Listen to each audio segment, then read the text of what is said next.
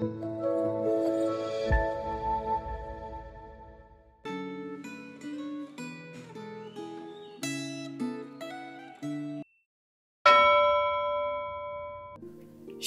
Bapak Ibu Saudara.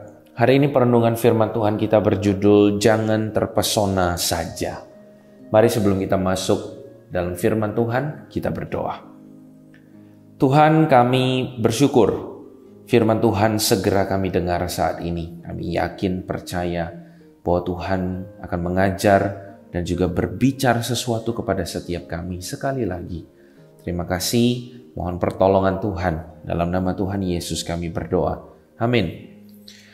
Bapak Ibu Saudara, hari ini perenungan firman Tuhan diambil dari Kisah Para Rasul pasal yang pertama, ayat pertama sampai ayat yang ke-11. Saya akan bacakan untuk kita ayat 10 sampai ayat 11. Ketika mereka sedang menatap ke langit waktu ia naik itu, tiba-tiba berdirilah dua orang yang berpakaian putih dekat mereka dan berkata kepada mereka, "Hai orang-orang Galilea, mengapakah kamu berdiri melihat ke langit? Yesus ini yang terangkat ke sorga meninggalkan kamu, akan datang kembali dengan cara yang sama seperti kamu melihat dia naik ke surga." Sedemikian jauh bacaan firman Tuhan. Hari ini kita memperingati hari kenaikan Kristus ke surga. Kenaikan Kristus membuat para murid terpesona.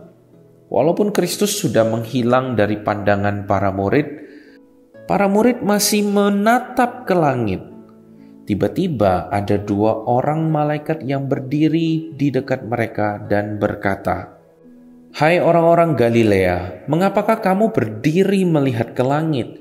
Yesus ini yang diangkat ke surga meninggalkan kamu akan datang kembali dengan cara yang sama seperti kamu melihat dia naik ke surga." Kondisi para murid ini seperti kondisi banyak orang Kristen pada masa kini. Pemahaman tentang Kristus yang telah bangkit dan naik ke surga itu amat mempesona. Sehingga sebagian orang Kristen beranggapan bahwa yang paling penting untuk dilakukan oleh orang percaya adalah menyanyikan pujian, penyembahan yang membangkitkan emosi bahkan sampai membuat menangis. Mereka yakin bahwa menyanyikan pujian penyembahan adalah kegiatan abadi yang akan terus berlangsung sampai masa kekekalan. Sebenarnya, pemahaman kita tentang masa kekekalan itu amat terbatas dan samar-samar. Kita hanya bisa meyakini bahwa apa yang disediakan Allah bagi kita pada masa kekekalan jauh lebih indah dan lebih berharga daripada apa yang sekarang dapat kita bayangkan. Akan tetapi, fokus kita pada saat ini tidak boleh dibatasi pada apa yang akan kita terima pada masa mendatang. Kita harus meyakini bahwa Yesus Kristus yang telah naik ke surga itu akan datang kembali pada saat yang tidak terduga, dan bahwa kedatangan Kristus kedua kali itu harus menjadi sumber pengharapan kita. Akan tetapi, kita harus sadar bahwa Kristus hanya akan datang kembali sesudah misi yang dia tinggalkan kepada para muridnya, yaitu pemberitaan Injil ke seluruh dunia, terlaksana. Oleh karena itu, tanggung jawab utama orang Kristen pada masa kini adalah menjadi saksi, mulai dari Yerusalem, yaitu lingkungan kita yang terdekat, sampai ke ujung bumi. Apakah Anda menyadari bahwa menjadi saksi bukan hanya merupakan tanggung jawab para murid Tuhan Yesus pada masa lampau, tetapi juga merupakan tanggung jawab orang yang sudah menerima anugerah keselamatan pada masa kini?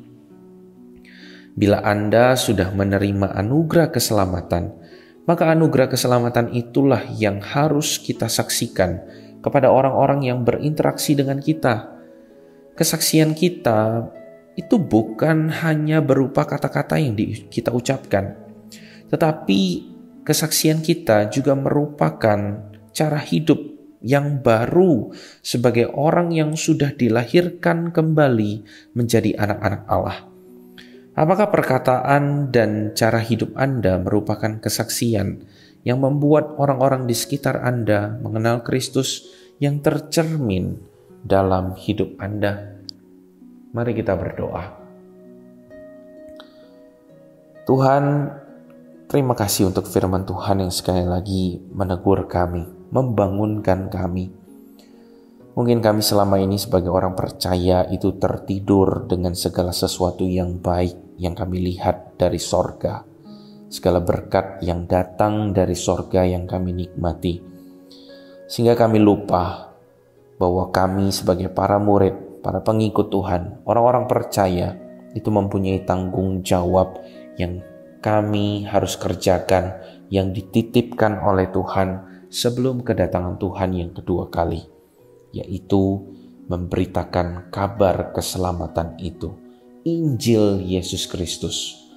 Tuhan, tolong kami, pakailah kami dimanapun kami berada, berikan kami kemampuan di tengah segala keterbatasan kami, Tuhan yang memperlengkapi kami, agar kami melalui hidup kami, melalui perkataan kami, Injil Tuhan dikenal banyak orang. Terima kasih Tuhan. Dalam nama Tuhan Yesus kami berdoa. Amin.